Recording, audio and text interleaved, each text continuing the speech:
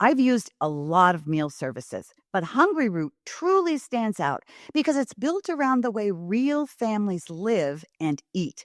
They don't just send meal kits. They personalize your grocery cart and meal plan based on your preferences and dietary goals. All I had to do was take a short quiz, and right away, their smart cart technology started building a cart that fit how we eat. Now, each week feels easier, like someone else is doing the thinking for me. I've been focused on cleaner eating lately, and I love that Hungry Root keeps out over 200 additives, including things like high fructose corn syrup and artificial sweeteners. Their meats are hormone and antibiotic free, and the produce options include organic and non GMO picks. They also stock brands I already trust, like Oatly, Vital Farms, and Harmless Harvest. One of our favorite meals has been the teriyaki salmon with green beans, light, flavorful, and done in 12 minutes flat. Plus, I've noticed we waste less food, spend less time shopping, and even save money by skipping those impulse grocery buys. Take advantage of this exclusive offer. For a limited time, get 40% off your first box, plus get a free item in every box for life. Go to hungryroot.com/Dr. Meg and use code Dr. Meg. That's hungryroot.com/Dr. Meg. Code Dr. Meg to get 40% off your first box and a free item of your choice for life. hungryroot.com/Dr. Meg. Code Dr. Meg. Welcome to Parenting Great Kids. I'm your host, Dr. Meg Meeker, and today we have an amazing, remarkable guest with us, Dr. Chap Clark. He's a renowned expert in youth, family, and culture.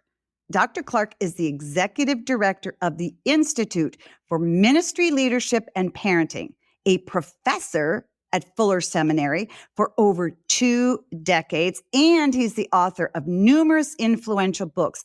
I am thrilled to have him here today with me on PGK Podcast so that we can delve into the world of parenting, maybe in grandparenting. I know he has grandkids too, and the evolving dynamics of faith and family. First is the faith that we want to pass on cannot be forcing our kids to have our faith. The faith of your tradition, whatever that tradition is, has to become something that they own, that they wrestle with, that they step into. And so our job is to create the environment where they have the best shot to take a careful look at the faith of our family or our tradition. In other words, I can't force my kid to believe exactly what I do, nor is that even necessarily good, because every one of us has some holes in our own faith system, convictions, whatever. Welcome to Parenting Great Kids. Here's your host, Dr. Meg Meeker. Dr. Clark, thanks for joining me today. Thank you for having me, and I'm glad you read that well from what my mom wrote 20 years ago, so that's so great. Oh, okay, man. First things first, how many grandkids do you have? I got 5, 4 girls and a boy, and 7 down to 2. The joy of our lives, by far.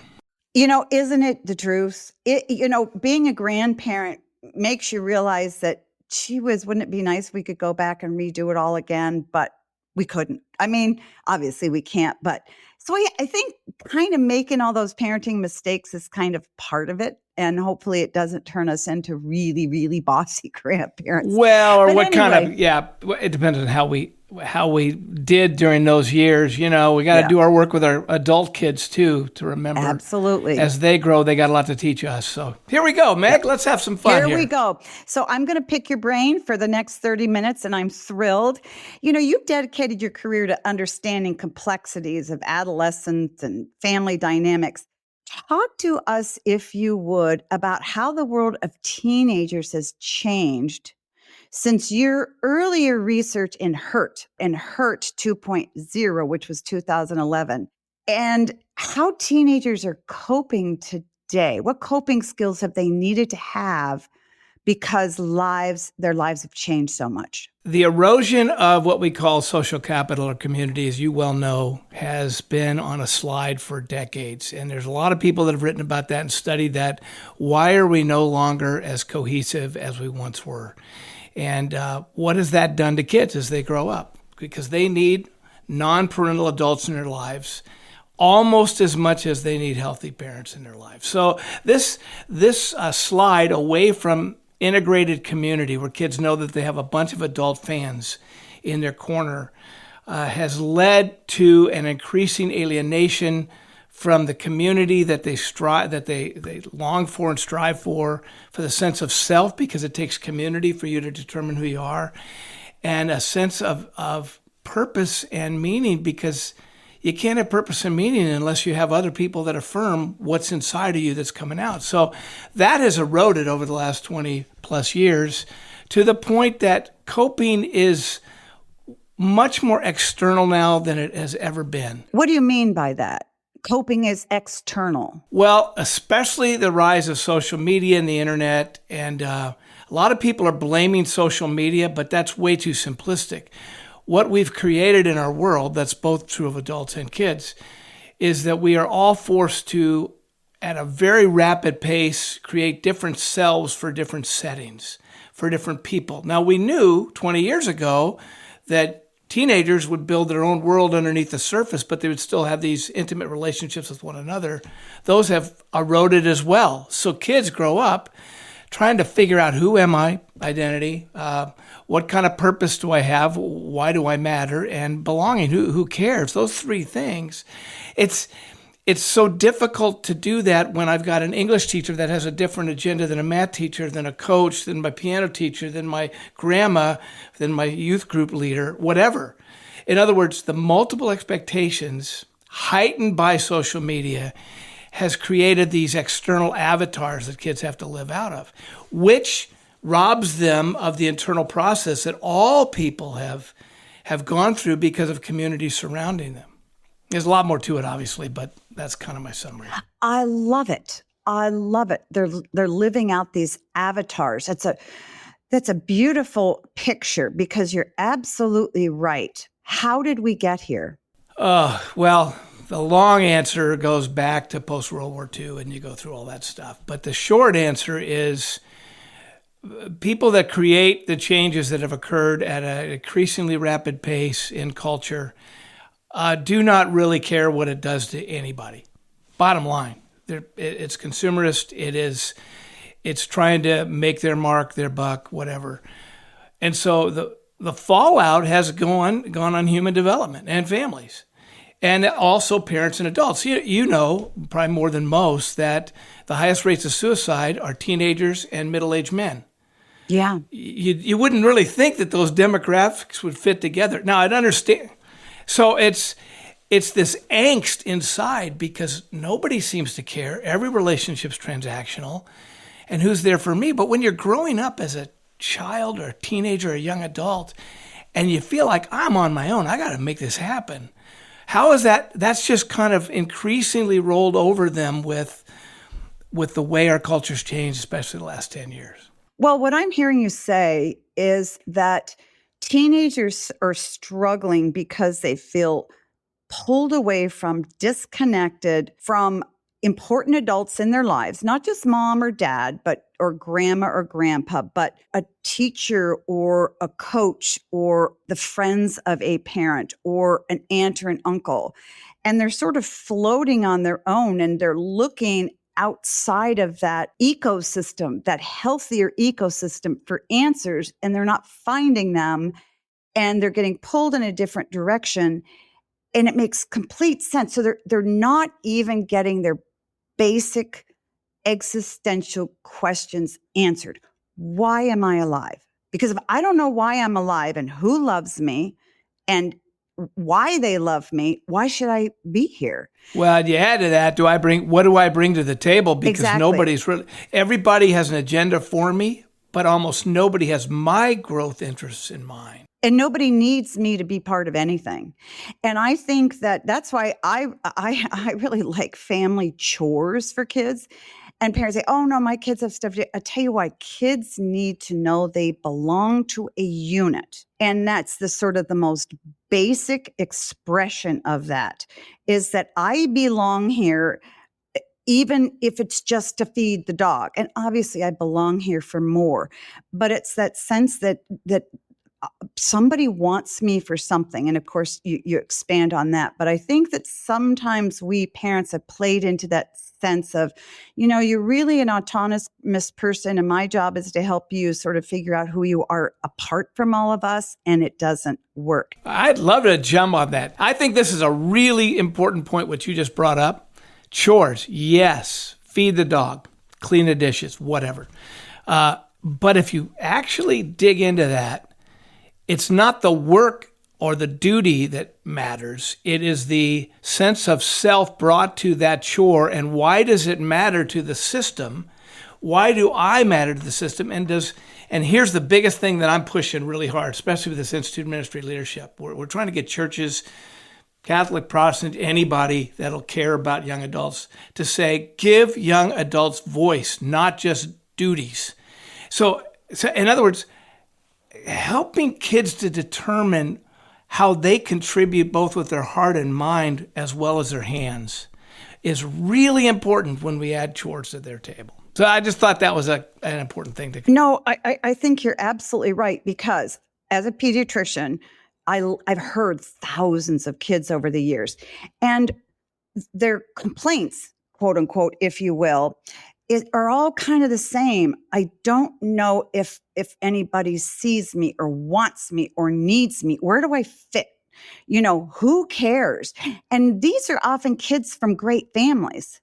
And it's hard for parents to sort of grapple with this a little bit, but I think it's really important that we help our kids understand that they are an integral part of the family system. One of the issues I think that plagues a lot of younger parents with kids now who are having marital problems and issues and so forth, and I know the world is really hard. I'm not here to point fingers at anybody or do the blame game, but very often in sort of the settling out of marital disputes and things like this, the kids are approached by parents as, they're going to be fine. They're really going to be fine. Kids are so resilient. No, they're not. And kids need to be factored into the equation, because, it really isn't just about, the parents. And parents need to realize when they factor in their kids' needs into the equation, they end up at a happier spot, the parents. So you really kind of can't treat the child like an appendage in the family. The kid has to be sort of an integral part of that. I wanted to talk about sticky faith. Oh, good. You know what? I was actually thinking of the work Karen Powell and I've been doing for years, sticky faith and a whole lot of other stuff. So yay, go. What do you want to ask about? Okay, talk to us about sticky faith. I love the term, the title. And, you give a lot of insights for parents on nurturing their child's faith. What are some of the most significant findings or advice that you have seen stand the test of time? I do have to give a shout out to Kara Powell and the Fuller Youth Institute, who's not only a very, very close friend, but she is a brilliant human. And we've worked together on a lot of this stuff for a long time. So first is the faith that we want to pass on cannot be forcing our kids to have our faith. That can't happen. First of all, that's inauthentic, and it was not sustainable for them anyway. The faith of your tradition, whatever that tradition is, has to become something that they own, that they wrestle with, that they step into. And so our job is to create the environment where they have the best shot to take a careful look at the faith of our family or our tradition. In other words, I can't force my kid to believe exactly what I do, nor is that even necessarily good, because every one of us has some holes in our own faith system, convictions, whatever. That's the first thing. Secondly is the modeling that comes out of this environment. How sincere is the faith of parents. And to your listeners here, no offense, you all, but I just got to say that is the most significant reason why so many kids are backing away from faith as they get older. The last, both millennials and especially Gen Z, is that they don't see authentic commitment to the core faith or the faith values. They see rhetoric that's not matched up with action.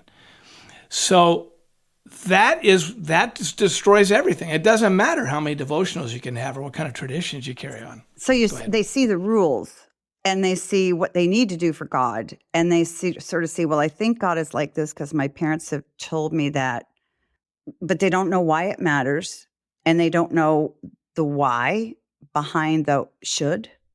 Do you think? Well, yes, but deeper than that, it's much more about the incongruity of the rhetoric with the actual behavior and statements. So in other words, explain that. Okay. Tell me what that looks like. I go to church and I hear a priest or a pastor or a rabbi say, love your neighbor as yourself. Well, who is my neighbor? And then you go through that Luke 10 passage. And they get in the car, and then they hear their parents start railing on somebody who is different than them or believes differently than they do, or something that's going on in the news. And they grow up with this sense that one of these two is lying to me. Is it the church, an institution, or is it my parents, or is it both? What do I do with these conflicts that are constantly around me? The polarization does not only affect us relationally in our communities, it deeply affects developmental trajectory, especially faith trajectory. And if parents go to a kid, where we learn to ask more questions and invite our kids to give their perspectives without condemnation, create that sense of space. Therapists talk that call that a holding space, so do spiritual directors. Have a holding space where there's no condemnation or judgment over statements, as long as we can get to the place of allowing our kids to explore life and thought and faith. And if you do that and you truly believe in the God that you worship, and then you allow yourself to be humble and continue to grow, that will have the greatest influence on your kids' spiritual life. But what you just said doesn't fit in the parenting paradigm of your classic, well-educated, loving parent who wants the best for their kids, because what that looks like in parenting, what I've seen, and I'm putting myself out there too, because I think I did a lot of what you're talking about with our kids, is that in order to help my child be successful and happy in life, I need to make sure that they eat the right foods, they go to the right school, that they're speaking on time, that they're not late in their speech, and if they have dyslexia, they get their tutoring in preschool, that they go to the right high school, that they have the right friends. In other words, there's a path. And our job as parents is to get them on it. And so we teach them, we show them, we make it happen. But you can't do that with faith. You can lead your kids and you can help them to go to church, but that very enthusiastic, intense parent who loves the Lord wants that kid to believe. But that means surrendering that and sort of taking the nurturing of that faith out of your parenting lane, that paradigm, and saying, okay, maybe I need God's direction here. It's very uncomfortable. Does that make sense? Yeah, you said a lot. This is fun. I wish we had coffee. Isn't this fun? I know, yeah. Or a Presbyterian beverage, just to sit down and really go after these concepts. I so appreciate what you're saying. That said, there were a couple of points you equated. I don't know if you meant to, but in the line when you first started that, you equated successful in life and happy in life in the same sentence. And what that is a cultural value that, and I was what's called a practical theologian. I know it's an oxymoron, but okay, that was my field ultimately. Yeah. And what that means is that faith actually matters in how we live our lives. That is not a theological truism. It's just not. That success in life and going to the right college and getting the right sports and wearing the right clothes, those are not really equated with the full, thriving life that God offers us. And I loved how you put it. We want our kids to go down a path. It's a predetermined path. It's that Proverbs passage. Raise up a child in the way they should go, and when they're older, they will not veer from it. Well, right. or raise them up the way that you go and then push them down the path. Well, and what's interesting is the emphasis in the Hebrew is the way they should go, not the way I want them to go. In other words, it is their path, not ours, that our job is to help our kid navigate that. And that's one of the most important principles in healthy human development and thriving. We wrote about this in Sticky Faith. This came out of my research in Herd, actually, that you brought up earlier, where every kid needs, and there's a lot more to this, but needs at least 5 nonparental adults who are in their corner to surround them, to help them to explore life in a way that offers their ability to speak into it and wrestle, but there's this safety net, this boundary system around them that's supportive and not controlling, but also doesn't let them go off the edge. And as we do that, then they will create the centered self that can follow God and create those new pathways in a changing culture. That's way more important than predetermining our kids' future because we want them to get the right tutor in 7th grade so they can get the scholarship, which, I hate to say it, folks, very few of your kids are going to be pro athletes. And if they do, look at how those lives turned out. The reason I'm sort of using this lingo is because that's what parents are taught. Your job is to make sure that your child is successful, whatever that means, and happy. And that taps into a parent's heart because it makes sense. And that is reiterated over and over and over. And the idea that your job as a parent is to raise a child who will be different from you and take a different path, that hits a nerve because that means we may need to accept something very different than what we're comfortable with. And you're absolutely right. And what I've seen is a lot of parents will sort of nod when I say, look, please don't split your family up on weekends and everybody go to a different part of the country because your kid's such a talented hockey player. Guess what? He's not going to play in the NHL. And then he's going to go to college. You're going to be ripping mad at him because he can't study. So you can't, So what we're talking about, what you're telling parents and advising parents, which is extremely wise, is to take your kids and parent in a way that is sort of opposite of what they're being told. I mean, parents believe because there's so much information coming at them.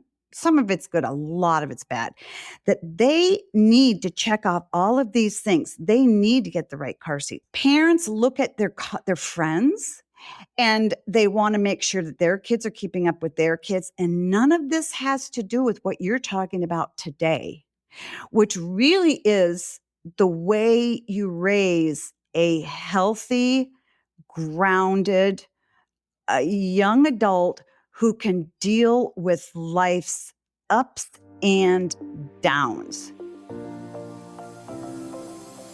I have to take a quick break, but before I go, I want to invite you to visit drmegmeeker.com, where you can find a plethora of resources for your parenting journey. Explore our courses, join our free coaching webinar, and take our parent personality quiz. We'll be right back. Some days, parenting feels like chasing moments that never quite land. You ask a question, they shrug. You try again, they look at their screen. And you wonder, why is this so hard? That's why I love FamGabs. It's a 70-card deck created by a child therapist who spent 16 years working directly with families, helping parents and kids break through the awkward one-word answers and really connect. The questions are open-ended, thoughtfully chosen, and designed to get your child talking and keep the conversation going. There are even bonus cards just for parents to help you build your confidence in your connection toolbox. If you've ever wished for a better way to understand your child or just to have more meaningful conversations as a family, FamGabs is such a gift. Search FamGabs on Amazon and use promo code DrMegPod during checkout to get 10% off your order. That's FamGabs on Amazon. Use promo code DrMegPod and get 10% off your order. You know that moment when your child lights up because something finally clicks? That's what every parent wants, to see their child thrive. But when school just isn't the right fit, that joy can fade. That's why I want to tell you about K-12 powered schools. These are tuition-free, accredited online public schools for kindergarten through 12th grade. They're designed to meet your child where they are, so they can learn at their own pace, in their own space, and a curriculum that fits their unique learning style. And here's what sets it apart. This isn't homeschooling. You're not the teacher. K-12's state-certified online educators are trained to make lessons interactive and engaging using innovative technology. And your child still gets social experiences, clubs, extracurriculars, even in-person events. K-12 has helped over 3 million families give their kids the tools to thrive, and they've been doing it for more than 25 years. It could be exactly what your child needs. Visit K12.com/Dr. Meg to find a tuition-free K-12 powered school near you and enroll today.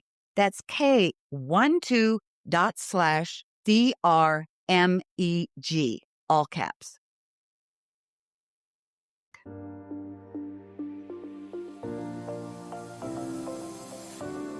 It's very interesting you're talking about friends. Because I want to hear about you, but a very interesting story. A couple of years ago, I was driving our son, who's our youngest, back to college. And he was probably a sophomore in college. And so he said, "What are you doing tonight, Mom?" And I said, "Well, I'm going to talk to some parents." He said, "Well, what are you going to talk about?" And I said, "Well, what do you think I should talk to them about?" He goes, "That is so easy." And I said, "Really? What is it?" He said, "Tell them 2 things. 1, stop acting like teenagers. And 2, make sure they have good friends." And my mouth dropped open. And I said, "What do you mean?" And he said, "You know what really helped me, Mom, growing up?" He said, "You and Dad are a little different. And you sort of had us go a different route. You wouldn't let us have video games, da, da, da." And he said, "But what made it all work for me is that I looked at your friends and saw that they were doing the same thing with their kids. And I knew that what they were doing and you were doing was right."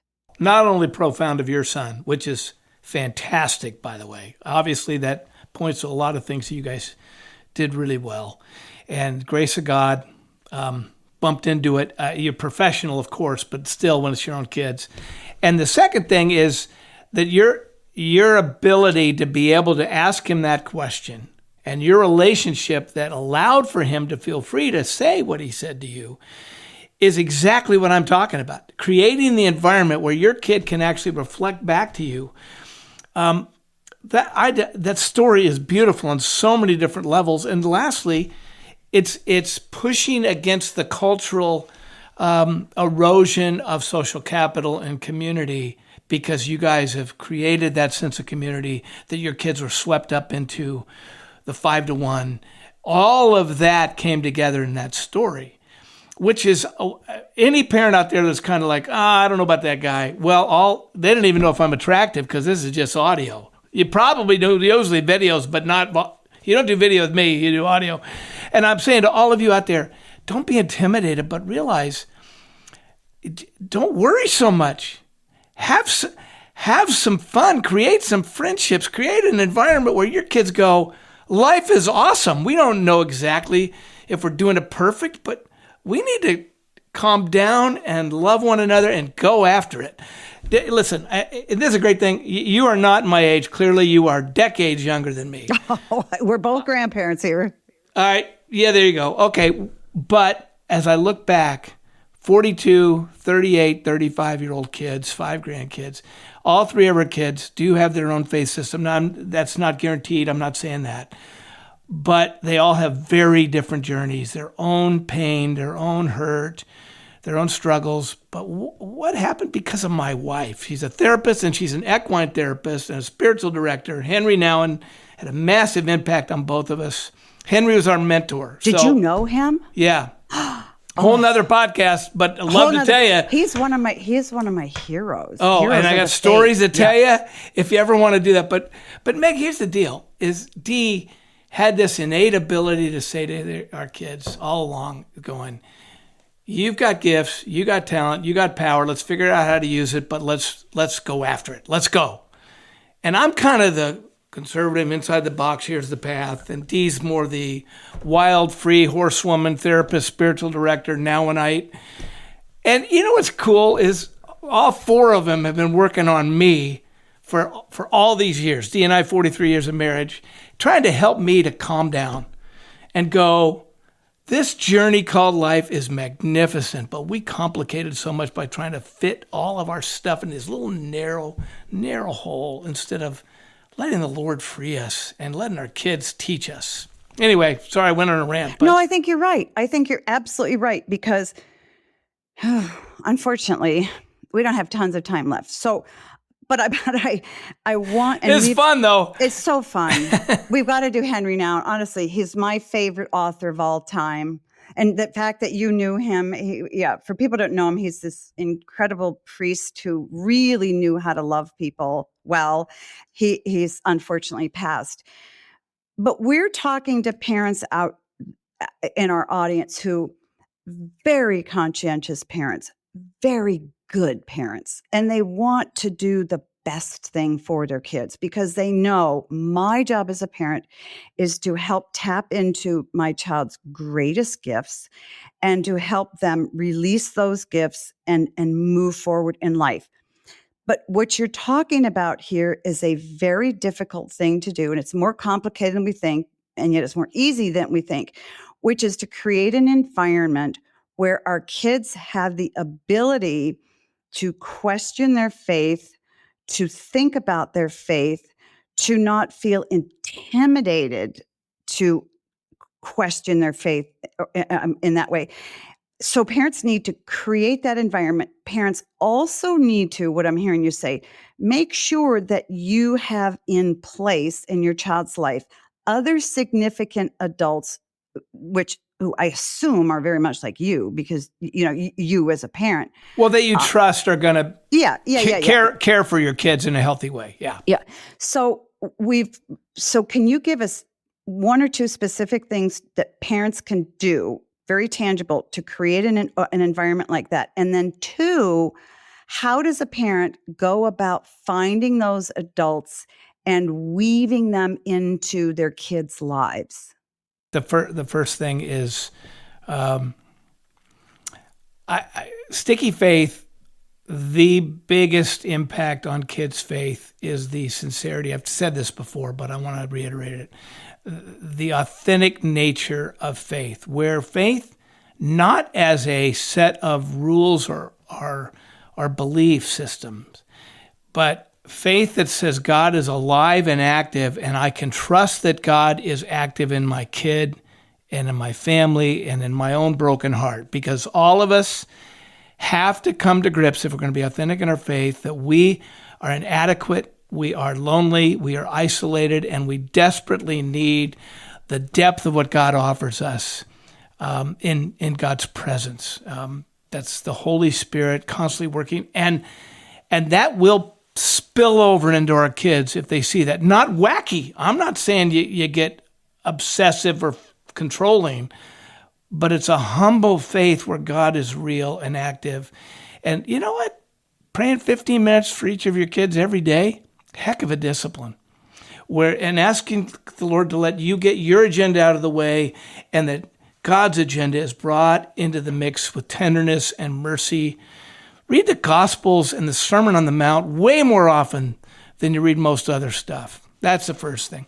Second thing is, I'm not saying just question faith. I'm saying have a sense of voice to explore the internal incongruities of life. That within boundaries. Teach your kids how to be respectful. I know it's very difficult because there are almost zero models out there. But teach your kids how to be respectful and still explore differences of opinion. When they're young, what do you think when you're 7 years old there's a conflict at school? Does those two things. You had a second question that was just so brilliant that I just let it slip my mind How do parents find other good adults that they can weave into their child's ecosystem? Let me quote Jesus. Who is good? No one's good but God alone. Okay, so when you say good, you get people in your lives. This is what your son said to you. I just love that. I'm going to hold on to that for a while because you need to have people in your life that's helping you to thrive as a follower of Christ, of the faith that God has given you, and as a human being that'll love you and care for you. In other words, most churches try to program this with something like a small group, or you get into an affinity group like missions or serving the homeless or whatever. There's ways for all of us to connect with other people that have similar faith systems. The best way to do this is to create some kind of structure where you have adults in your life that's regular, whether it's a small group or affinity groups or whatever, neighbors, soccer parents, doesn't matter really, as long as you have the same stuff. And in so doing, you make an implicit, sometimes explicit agreement that you will all care for each other's kids almost as deeply as you care for your own. Now, I didn't say you have the permission to yell at them when they run in the street. That's how most people think about it. No, you have the permission to sit down and ask them a question. How you doing? I think you're great. Let me reflect back on you that I saw how you treated your sibling yesterday, and I was so impressed that you were kind, you listened to your little sister, and that was so fun to watch. What if every family had 3 or 4 other families where they all were helping each other to care for their kids, just like you guys did? You do that, it's not that hard to find friends if you just have a little humility and then love your kids. And bring them over and have your friends over for dinner and just talk with them and include your kids in the conversation. One of my pet peeves is, and don't take it personally, people who are listening, is when parents have kids over and other families and the adults sit at one table and the kids are at another. No, I never had that growing up. I always was sitting with, the adults, and I loved that because I could hear their conversation. And that probably led you to the place where you are now in your own marriage, in your parenting, in your career, in your work, the stability and health that you offer. I bet a lot of that you can point right back to the way you were treated as a kid. Now, I want to say one more thing. Pet peeves. Let's go to pet peeves. When men and women separate when you gather together, that's insane.